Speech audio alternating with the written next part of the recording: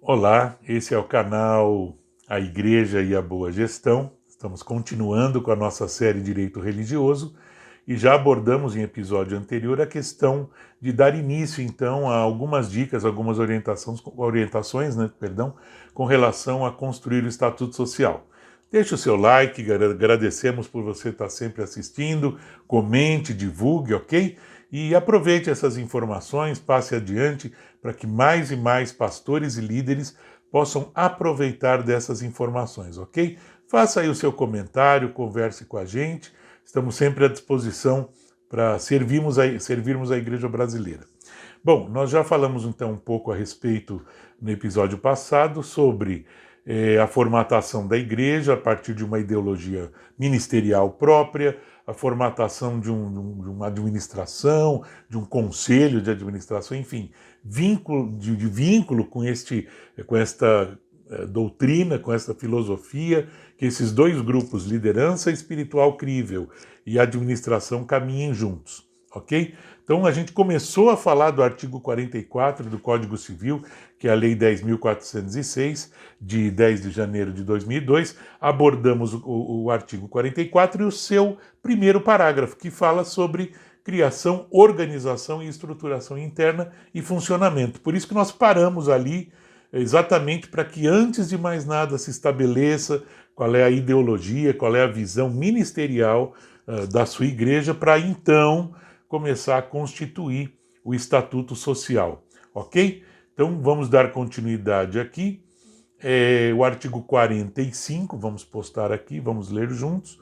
O artigo 45, então, diz assim: começa a existência legal das pessoas jurídicas de direito privado com a inscrição do ato constitutivo no respectivo registro.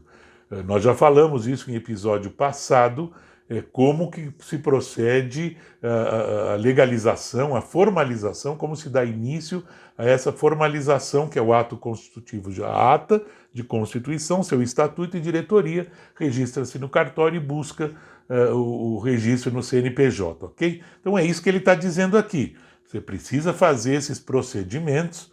Uma vez feitos os procedimentos, você deve então averbar no registro, ele continua no artigo 45, averbando-se no registro todas as alterações porque passar o ato constitutivo. Então, primeiro tem o ato constitutivo e, conseguinte, se tiverem outras alterações, precisa estar registrado em cartório de pessoas jurídicas, enfim. Em geral, passa-se por esse registro, ok? No parágrafo único do artigo 45, ele estabelece que decai, então, em 3 anos, o direito de anular a constituição das pessoas jurídicas de direito privado por defeito do ato respectivo. Ou seja, se por algum motivo for feita toda essa ata, for aprovado o estatuto e não se conseguir fazer o registro por mais de 3 anos, então anula-se, né, a Constituição e tem que fazer tudo de novo, ok? Então ele coloca aqui um prazo de 3 anos para que se consiga efetuar. O ideal é que você já tenha tudo isso organizado, faça a ata e proceda imediatamente com esse registro, ok? Tem até aí uma lei incluída aqui num dos artigos do Código Civil que autoriza esse registro de maneira digital. Os cartórios ainda não estão bem preparados para isso, mas já há uma lei criada aí recentemente onde autoriza a inscrição digital de toda a documentação referente à organização. Por isso que o artigo ali 44 já fala: o poder público não pode negar o registro, não pode negar esta organização e seu funcionamento, ok? Muito bem. Aí ele começa no artigo 46, vamos bem devagar aqui, o artigo 46 falando que o registro, então, declarará. Então, do que ele está falando? Está falando do Estatuto Social. Esse Estatuto Social é que vai ser registrado em cartório. Então, ele diz lá, como nós já orientamos lá no início dos atos constitutivos, a denominação. Então tem que ter um nome. Qual é o nome da organização religiosa? Como ela é conhecida e como ela vai ser registrada como personalidade jurídica lá no CNPJ. Então precisa se definir a denominação, os fins, qual é a finalidade. Então lembrando sempre, igreja é igreja, organização religiosa é igreja, deve funcionar como igreja, que é a divulgação, a orientação, a formação de pessoas em defesa da fé, em explanação e expansão do reino, né, do evangelho de Jesus Cristo. Então precisa estar lá muito bem clara qual é a finalidade da organização religiosa. Muito bem.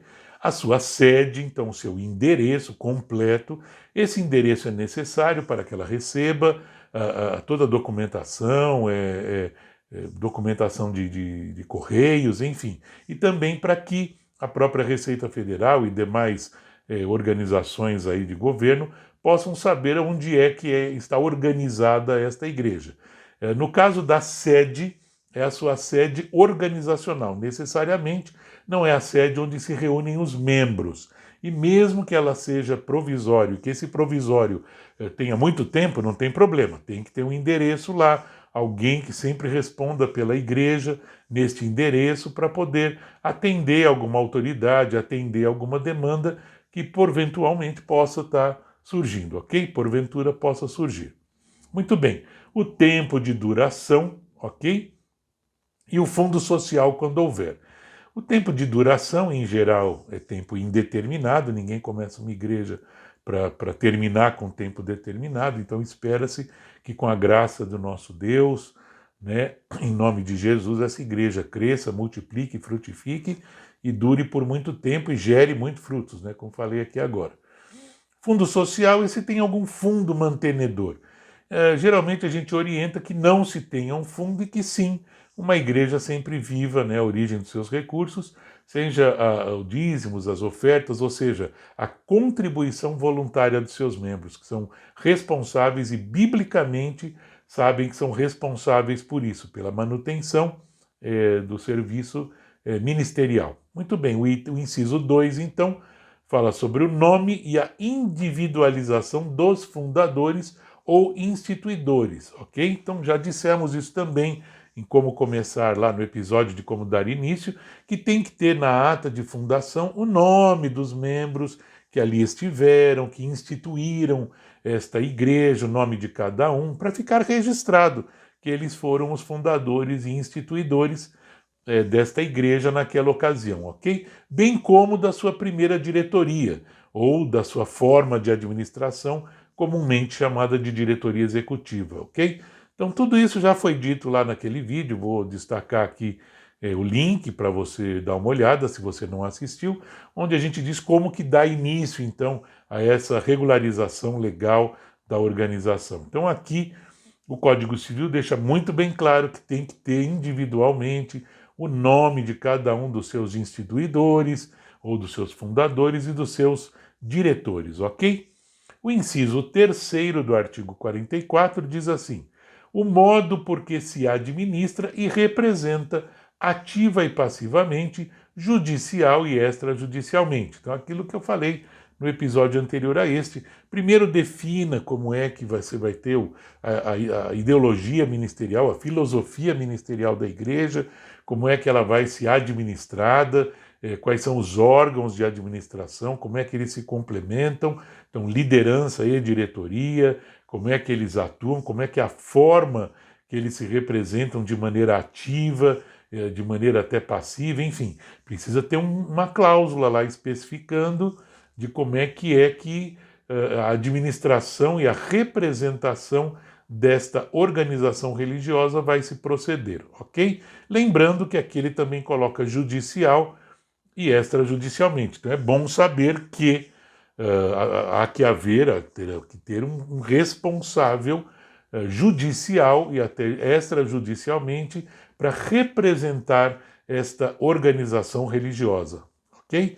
Então precisa ter uma pessoa ou um cargo que represente a organização religiosa para fazer frente a esta exigência. Veja que o Código Civil não é prescritivo. Ele não diz, tem que ser o presidente da igreja, tem que ser o... Ele apenas diz que você tem que escrever quem é, como é que é esse cargo e quem é que representa, quem é que administra e quem é que está como representante judicial e extrajudicial da organização religiosa, ok? Então, Vamos parando por aqui, fica o nosso abraço, que Deus te abençoe e não se esqueça de se inscrever, de comentar e, acima de tudo, dar o seu like e de divulgar esse nosso trabalho, ok? Fique com Deus e um forte abraço, até a próxima. Até logo.